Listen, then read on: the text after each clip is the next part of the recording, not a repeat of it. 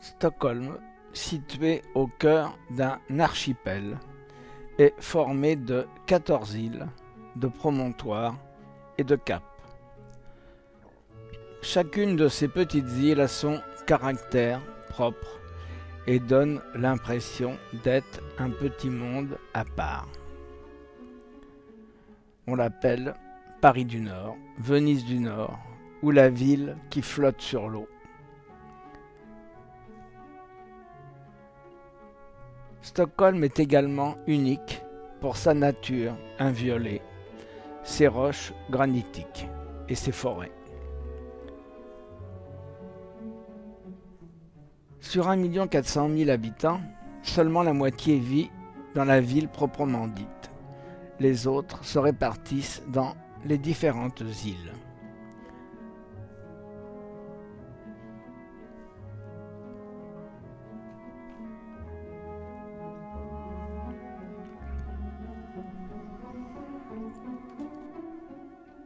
Pour la première fois depuis le début de notre croisière, le temps est couvert.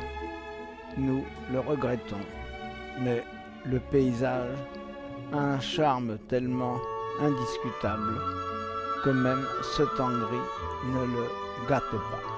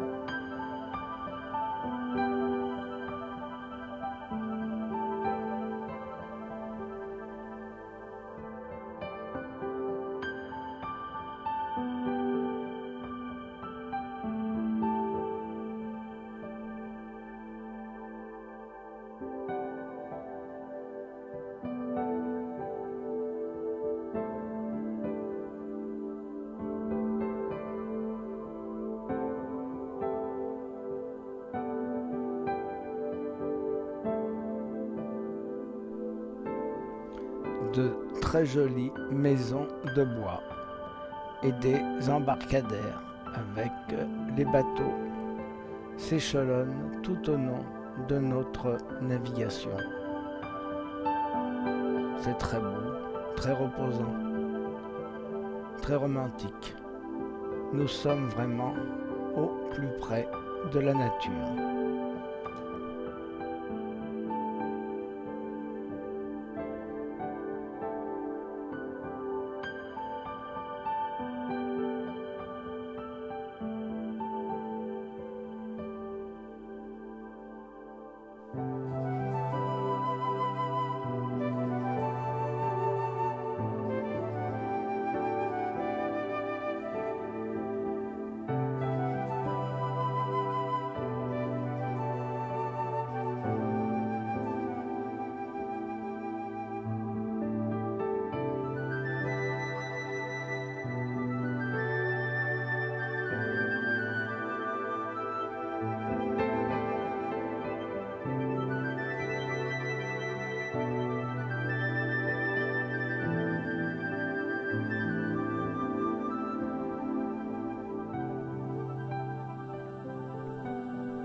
Stockholm, fondée sur une île qui voit se rencontrer les eaux salées de la Baltique et celles plus douces du lac Mälaren, vit vers la fin du XIIe siècle les commerçants lubeckois installer une place de transbordement.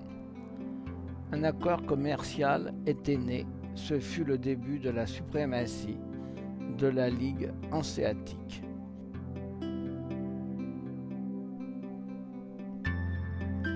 Stockholm est de loin la ville la plus importante du royaume, avec un port très actif qui reçoit une grande quantité de bateaux et de ferries effectuant des services réguliers dans la mer Baltique.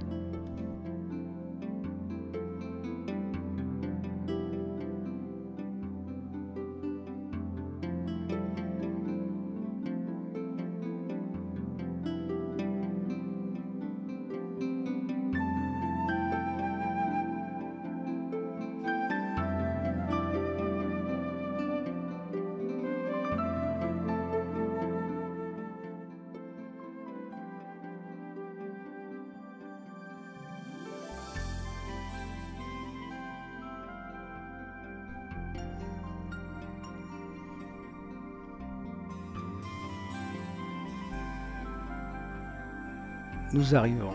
Adriana va bientôt se trouver à quai et nous allons commencer la visite de Stockholm.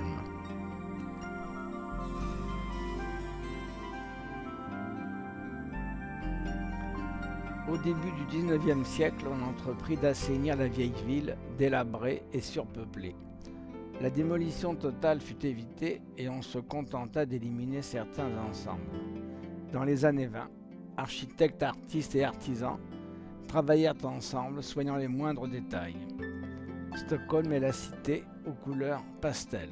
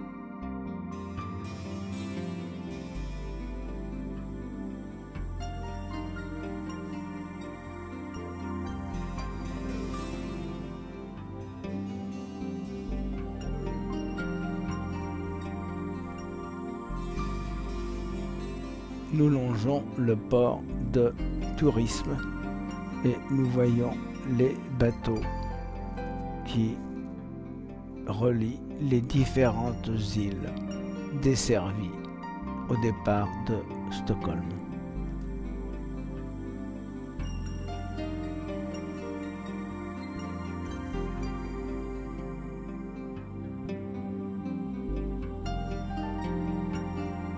Nous allons arriver maintenant au chantier naval. Et le principal attrait, c'est que l'on peut y admirer le bateau Vasa, qui fut entièrement restauré à l'intérieur comme à l'extérieur. En 1628, il devait être le plus gros bateau du monde. À cause d'une erreur de conception, le centre de gravité étant trop élevé, il chéra dès sa première sortie du port et coula.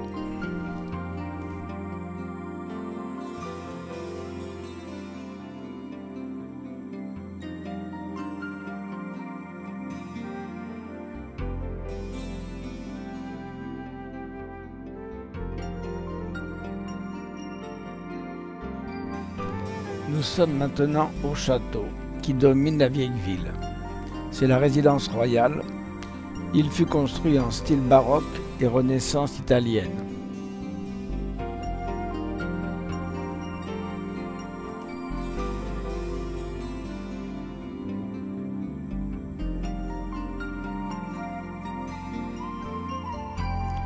La vieille ville présente de calmes ruelles pavées, bordées de maisons aux teintes soigneusement étudiées. Les rues principales sont très commerçantes et très animées.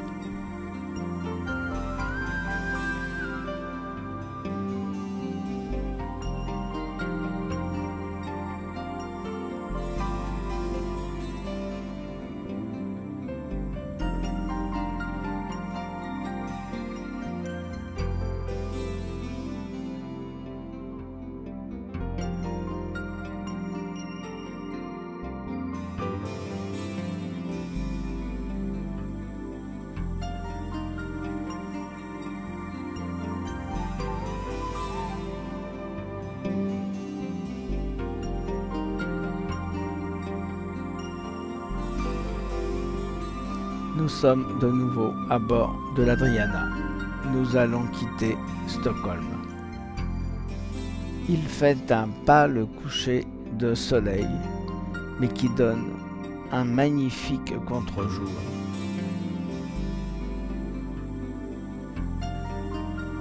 Et bientôt, lorsque nous allons nous engager au milieu de tous les îlots, nous allons assister à un spectacle magnifique, un coucher de soleil somptueux.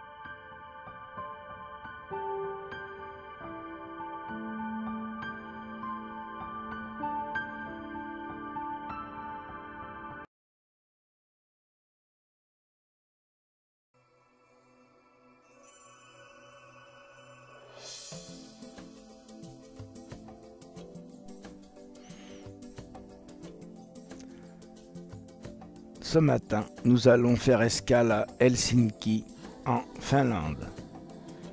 Le soleil et le ciel bleu sont de retour. Oubliez la grisaille de Stockholm, qui néanmoins, hier soir, nous a donné le plus beau coucher de soleil que nous puissions rêver. Depuis que les Suédois avaient christianisé la Finlande, le pays était devenu une province suédoise.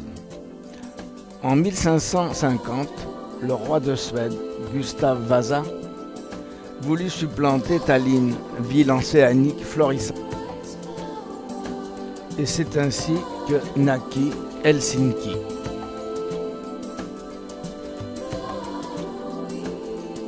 Monique profite du soleil sur le pont. L'arrivée à Helsinki est superbe. Nous apercevons la coupole blanche de la cathédrale ainsi que la cathédrale luthérienne de couleur blanche et coiffée d'un dôme vert.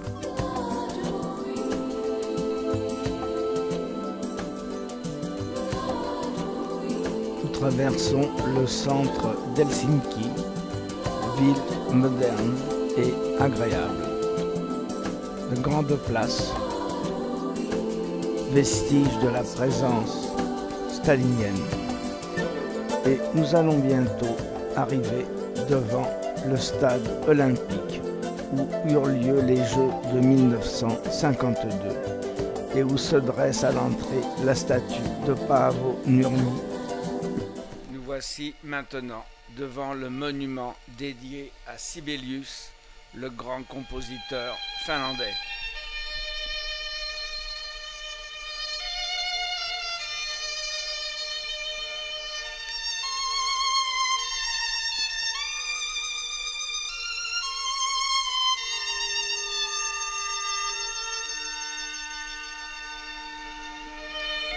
Nous visitons maintenant une église étonnante.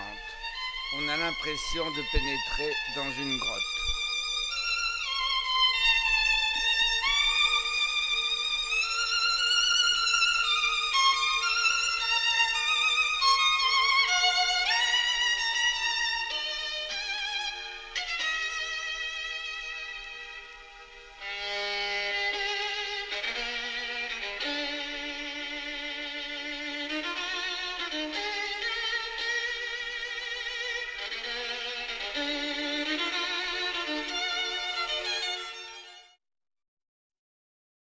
Nous sommes maintenant dans l'église du Rocher.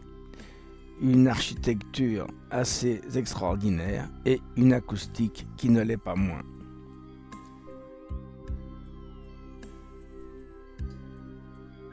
Nous voici devant la cathédrale luthérienne, de couleur blanche et coiffée d'un dôme vert. Elle fut inaugurée en 1842. Nous apercevons sur la grande place le Parlement finlandais.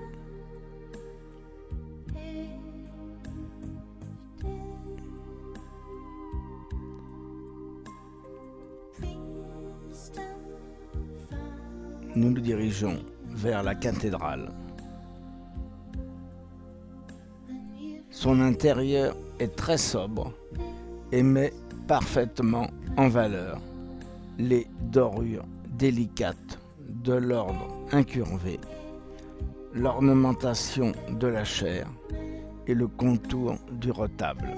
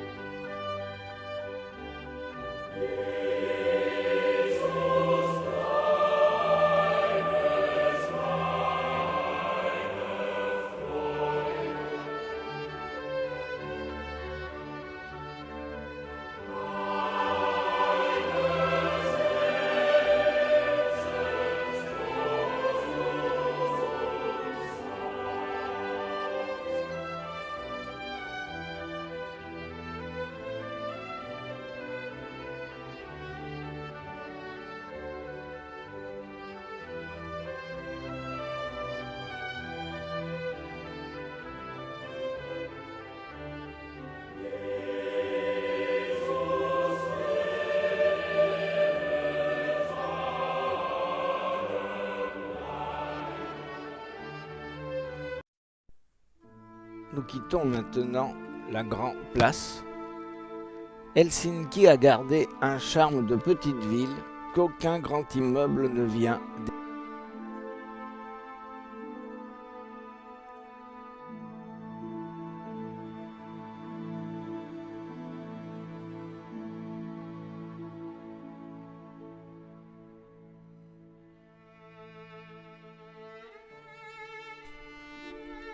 Dans le grand jardin public sont exposées des ménines, des sculptures du fameux sculpteur espagnol Manolo Vázquez, qui s'est inspiré pour cette représentation des tableaux de Velázquez du XVIIe siècle représentant l'infante d'Espagne.